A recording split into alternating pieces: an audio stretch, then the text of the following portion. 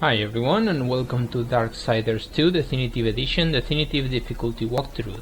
This is part 18, the Phariseer's Tomb part 1. And it's going to be part 1 because, oh by the way, I'm just showing you the respec options there.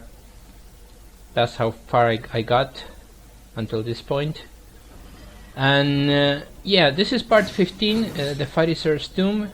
This is going to be the first of the old lords that we're going to go get.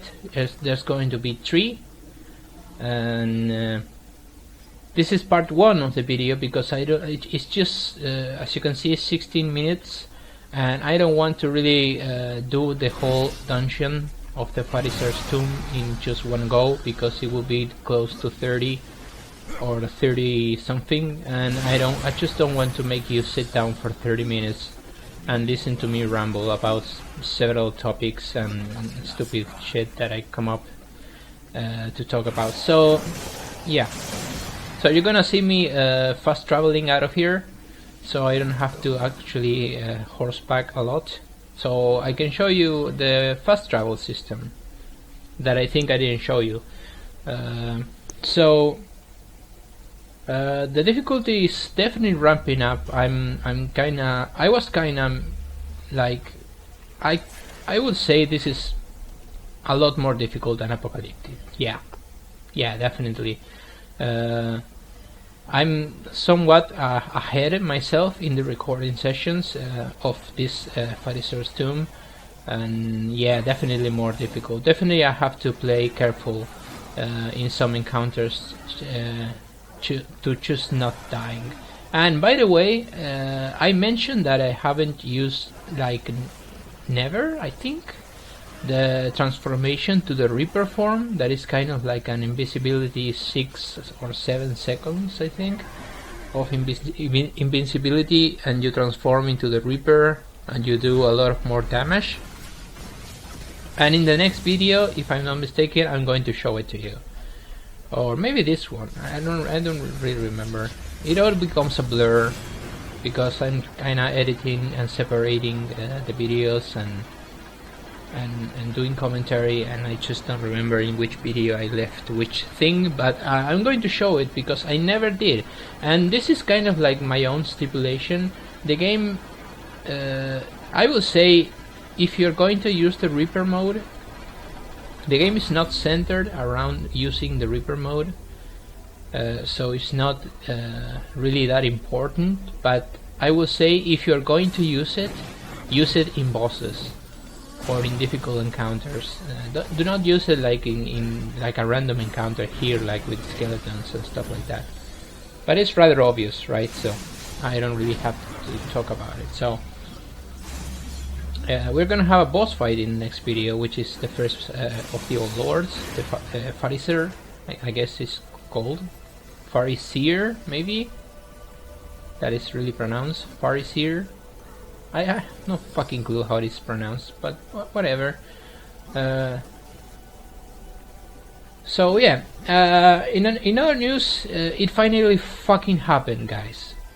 And it's just, I didn't know if I want to actually talk about this because I'm going to fix it in the future, but it finally fucking happened. I had a power cut while playing Bloodborne, and I was doing the, what was fucking called, the boss of the DLC after Ludwig, Living Failures. I was doing fucking Living Failures, which for some strange reason is a lot more difficult than Ludwig. I would even go to the lengths of saying that, because they had so much fucking health, and in Blood level 4 you do almost no fucking damage. It's just a fucking horrible boss fight. But beyond that, it finally fucking happened, guys, what I was talking about. I had a power cut while attempting like my number 30 attempt at the fucking Living Failures, and I had a power cut, and the game saves all the fucking time. So when I went back on the game, I had a corrupted file, and so it finally fucked up. I finally fucked up Bloodborne Blood level 4. I'm so pissed off. I'm still pissed off. I'm just much more calm right now, but I can assure you it was really really pissed off because I really was loving my Blood Level 4, even though it's not really making a lot of success.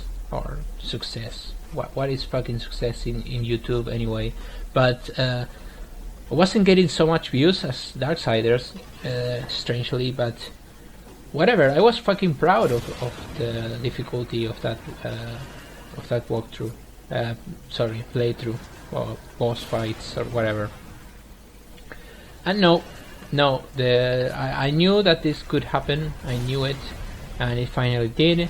It happened with Bloodborne, and I'm going to look at the bright side right now, and I'm going to explain what I'm going to do. Basically, the last video that I uploaded was Ebrietas, and after Ebrietas I did Ludwig, but I put Ludwig a lot sooner than Ebrietas because it's the same thing, right? It will be a lot easier and fun to watch Ludwig no damage, like I already uploaded, than wait for me to finish with the main game optional bosses and go for the DLC. So I went for the DLC. I did Ludwig, which cost a lot of time, and it was incredibly satisfying when I actually got it. And I fucked it up. I fucked it up on Living Failures because I didn't fuck it up. This is not my fault. I had a power cut, and since Bloodborne is continually saving, like every few seconds, I must have it's corrupted the fucking save. Now, let me explain this. I had a backup save because, of course, I had a backup save, but the problem is that the backup save was way beyond even Ebrietas. I think it's beyond Mergo's Wet Nurse even. So basically, I have to do everything again. I mean, I did even the Moon Presence, which is the final ending. I did German. That's all lost because it wasn't recorded. It's just really frustrating that I have to do everything, almost everything, all over again. I have to do Ludwig again, and can I do Ludwig again to get to Living Failures, which is a horrible boss? Yes, I can do it again. Is it going to cost me? Yes, because maybe not as much as the first time when I was learning to do it, but it's still going to cost me. It's going to cost me time. That's what I didn't want it to lose, is time, and that's what it ultimately is going to cost. I don't feel like doing Ludwig. In fact, I don't feel like doing Mergo's Wet Nurse and German and the Moonlight Presence. I don't. In fact, I don't feel like doing Living Failures. I hate that fucking boss, and why would you want? Why would you even want to watch Living Failures, right? It's just me getting one or two hits and then immediately backing away, and it's just a fucking 30 minutes fight. Fucking horrible. And then, yeah, Maria is fun. Maria is a lot of fun to do. And Orphan is also a fun boss to do. And I'm pretty sure I can beat them. It's gonna cost time, yeah, but I'm pretty sure I can beat them. But now it's so fucking wasted. Now I have to do a lot of bosses all over again. And believe me, even though I can do them again, and it might seem like a first world problem, you know, to complain about this, I just don't feel like doing this because I was already in the DLC. I was already invested in the DLC. I don't want to go back to the main game and even go back into the DLC from zero.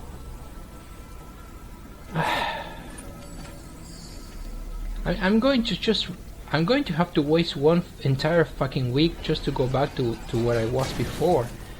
And the thing is, I was ready to begin recording the permadeath run of Dark Souls. And I was fucking ready to go back to Dark Souls and play Dark Souls 1. And now I just have to go back to Bloodborne. I don't feel like doing that. I love the game. I'm not gonna stop playing it because I was going to talk about the challenge runs in this video. What I was going to do, but I'm still going to do later with Bloodborne after Dark Souls 1 and 2. So here's the plan, guys. Since the Blood level 4 was not doing any good anyways, like it wasn't really, there wasn't a serious interest. I understand that I did my Blood level 4 a little late in the year, and that might be the case. It doesn't really matter. But since there wasn't a real interest in the playthrough, I'm going to postpone it a little. I'm going to keep doing Darksiders, and I'm going to start doing the live playthroughs of permadeath of Dark Souls 1 and 2, which could end rather quickly, remember that. So having that in mind, when I finish, whenever the runs are finished by themselves, that means when I die,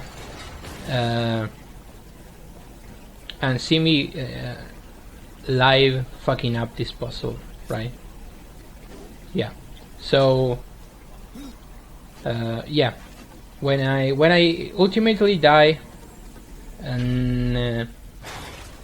and those playthroughs are all over, and you begin to see the videos and begin to see where did I die. I hope I don't, but it's just so outlandish to actually say that I have a chance to finish any of those games without dying once. It's outlandish. I didn't want to do a soul level 1, that's the point, that's the thing. A soul level 1 live of me dying over and over and over again is done. It has been done so many fucking times, and I was thinking a no damage soul level 1, but that's even more done than the soul level 1.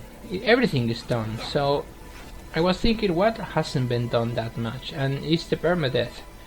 The permadeath that is actually restrictive, that it actually ends when I die, you know.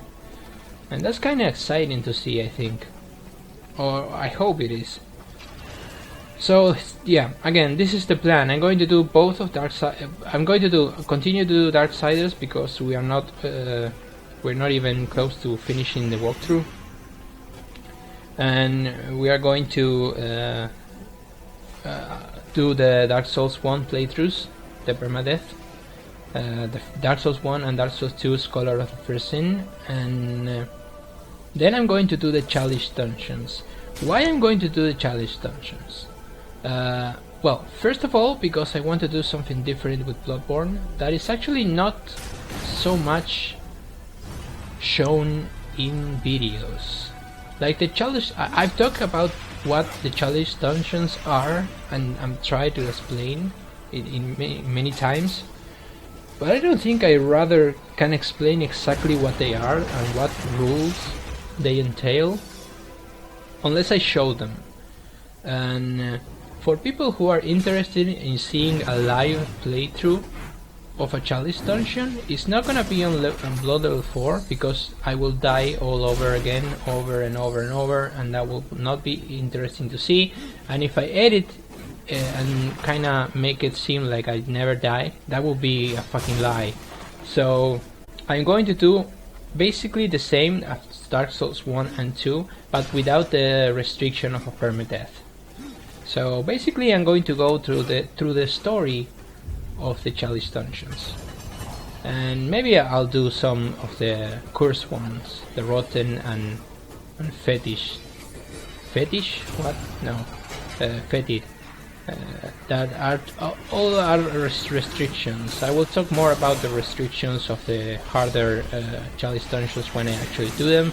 We have a new enemy right now. It's a siren, I think it's called, something like that, and it's basically some kind of woman that hits pretty hard and has power armor when in her attacks, and now we have 2.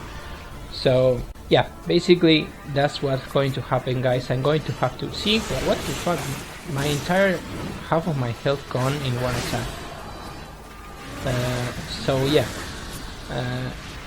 regrettably I feel rather bad about fucking Bloodborne Blood level 4, but I have to be able to move on with the walkthroughs. I can't really postpone everything now and just to lose time, because I'm going to lose time. So that's what's going to happen. And after that, after Dark Souls 1 and 2, while I'm uploading the videos, I will be getting back on track with the Blood level 4. But once again, Blood level 4 is only like 5 or 6 more bosses and it's done. And I promised already that I was going to do Evil Within. So after Dark Souls 1 and 2, whenever they end, might be sooner or later, I'm going to do Evil Within live playthrough on Akumu to North, like I already said. When I'm finished with Evil Within, Bloodborne Blood level 4 will return with the last bosses. That's what I had in mind.